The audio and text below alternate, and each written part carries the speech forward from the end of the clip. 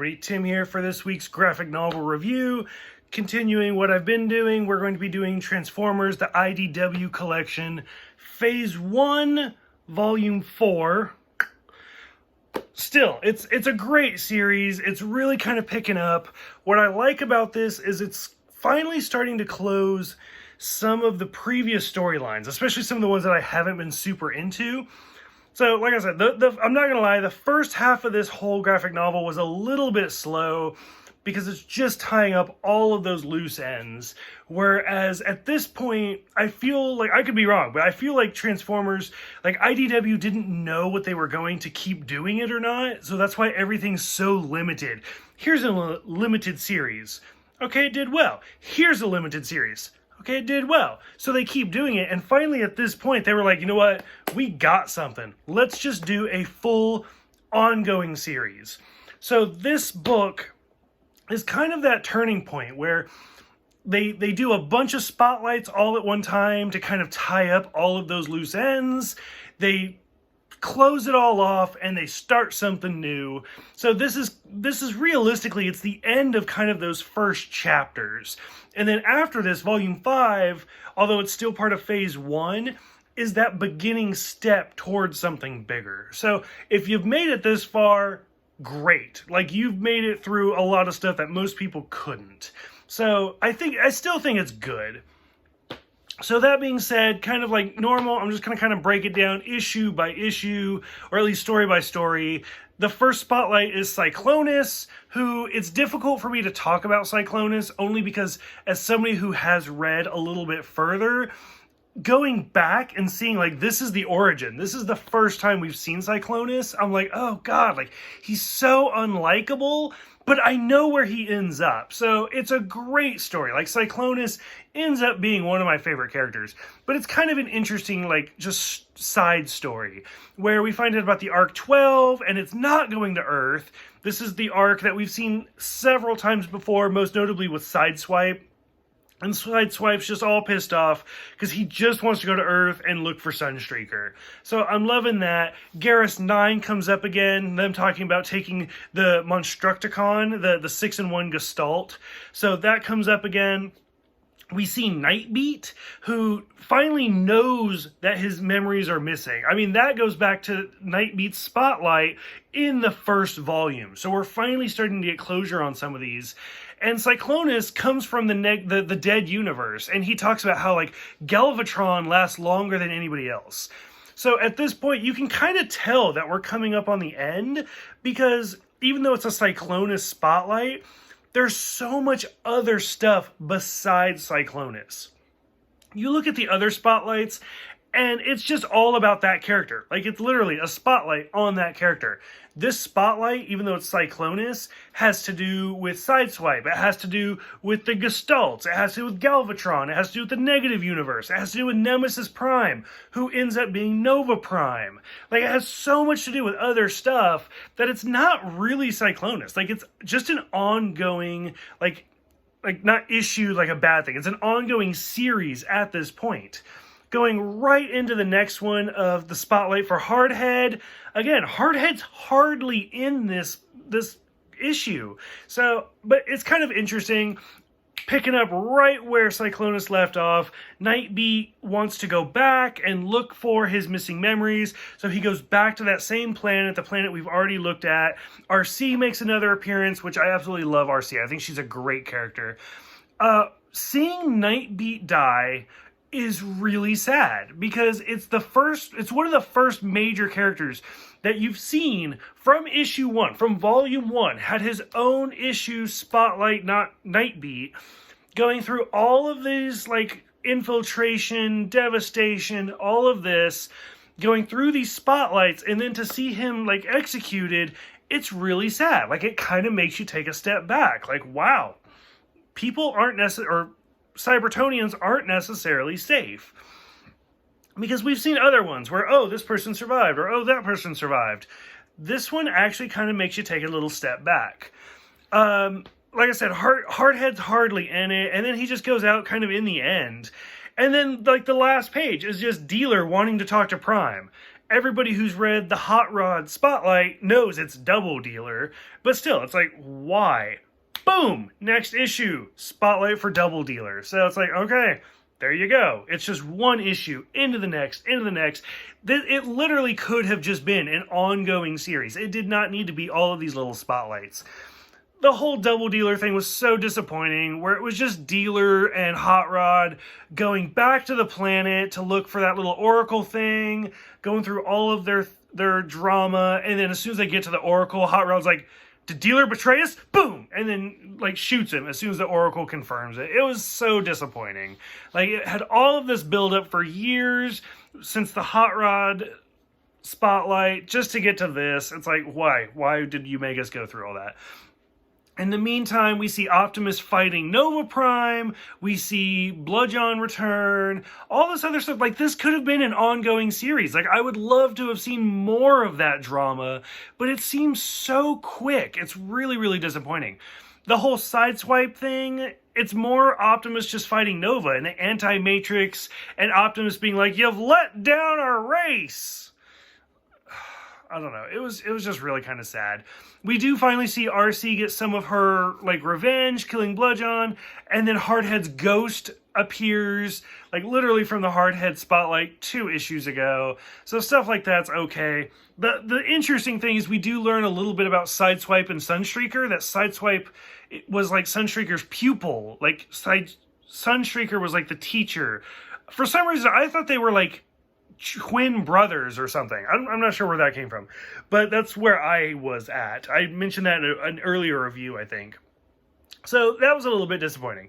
So all 4 of these spotlights literally could have just been an ongoing series, like called like the Prime Wars or Optimus versus Nemesis or something, and just 1 through 4 probably would have made it a little bit better. To be spotlights were really kind of disappointing. Going into Maximum Dinobots, it's 5 issues. It's not bad. It's kind of interesting. It's a little overly dramatic for my taste. Only because, for one, and they do make reference into it, but as like a stickler, as soon as I opened the book, I was like, Dino's spelled with a Y, not with an I.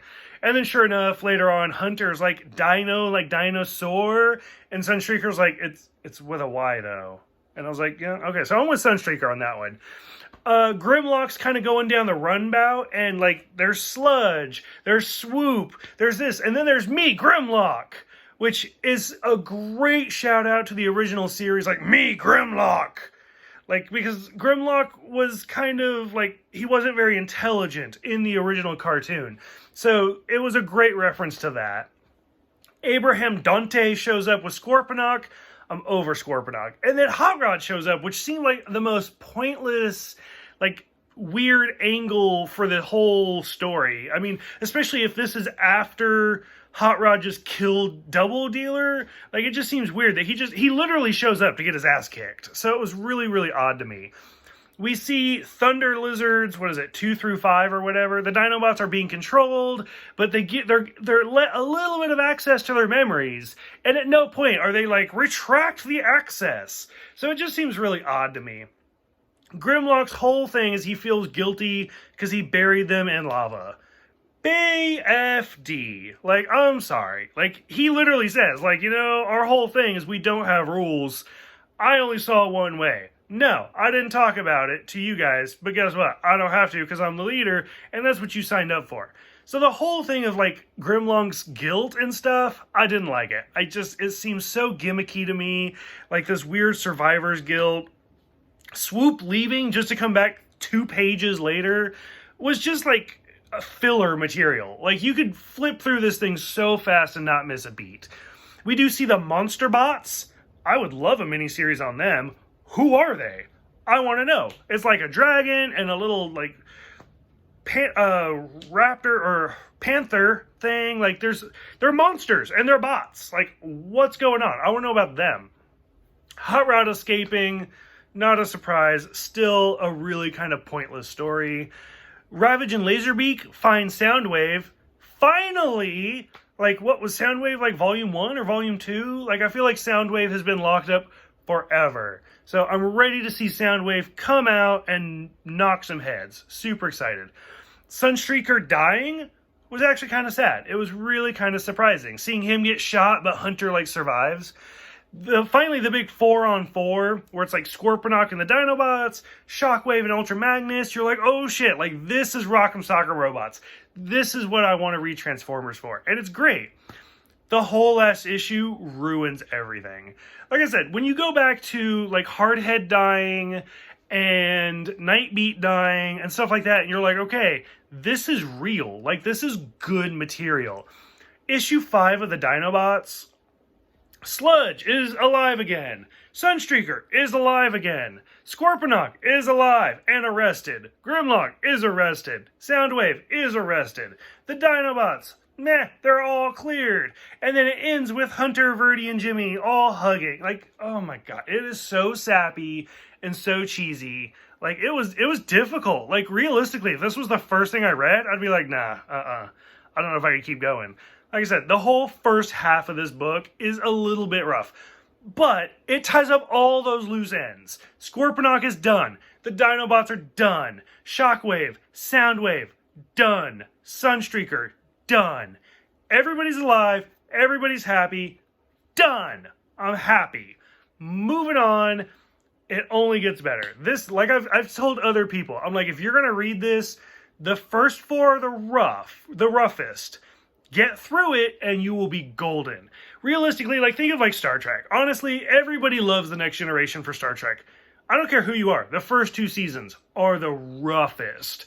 As soon as you get to season 3, you're golden. Just get through these first 4 books. Beautiful. So from here on out, we do meet one of my favorite characters of Drift. Super excited. I think Drift was one of the first books I read. Not the first, but one of the first.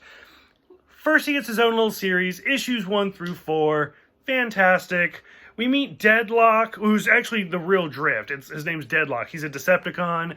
Turmoil banishes him. He's like, nah, you're too bad for Decepticons. So he's like, great. So I'm evil, so I can't go to the Autobots, but I'm too bad to be a Decepticon? Like, what is this? He's magically repaired, goes to the city by another Autobot wing. It's great. It is so well done. We meet the character of Diatlas. We will see him again. Pay attention to him.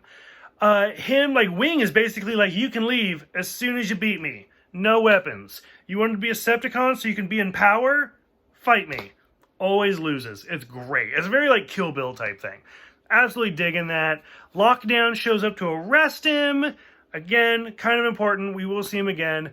The whole thing where they're like, you know what? We're going to sacrifice a bunch of our people with this crashed ship decoy just to save the city. And it's like all these people are willing to die just to save the city. And it's like, yeah, it's actually kind of really like powerful. Like, it's really well done. Sure enough, the city does come out and they're like, you know what? Nah, there's Autobots, there's Decepticons. We're our own faction. Congratulations, there's a third one now. When Wing dies, it's a little sad, but that's kind of what makes the city come out. And then Drift is basically like, okay, like, we beat them. You're going to go on your own. I'm going to go figure out my stuff. And we go to the present where he's in Japan now. And if you notice, he has like an Autobot symbol. So he is now an Autobot. If you guys watch like the movies, he does end up showing it up in the live action Michael Bay movies. And he's like a samurai character. So him to be in Japan's kind of balancing with that.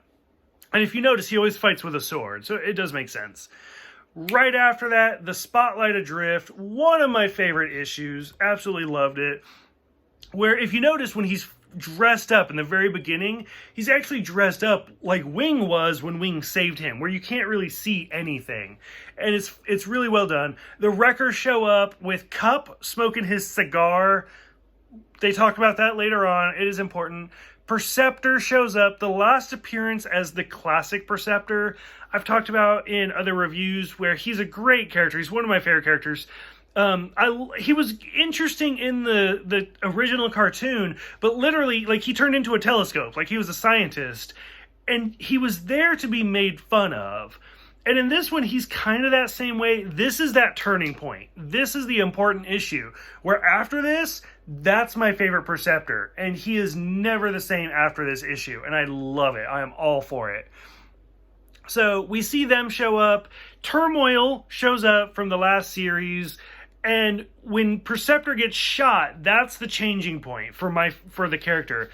Drift, of course, saves the day, like defeats Turmoil, saves Perceptor, and Cup is like, hey, or somebody says to Cup, they're like 6 Autobots accounted for, and Cup's like, nah, man, it's 7, because they count Drift now. So this is obviously after the Drift storyline, but right before that little last panel before he becomes an Autobot. So it's a great little middle area. Really enjoyed it.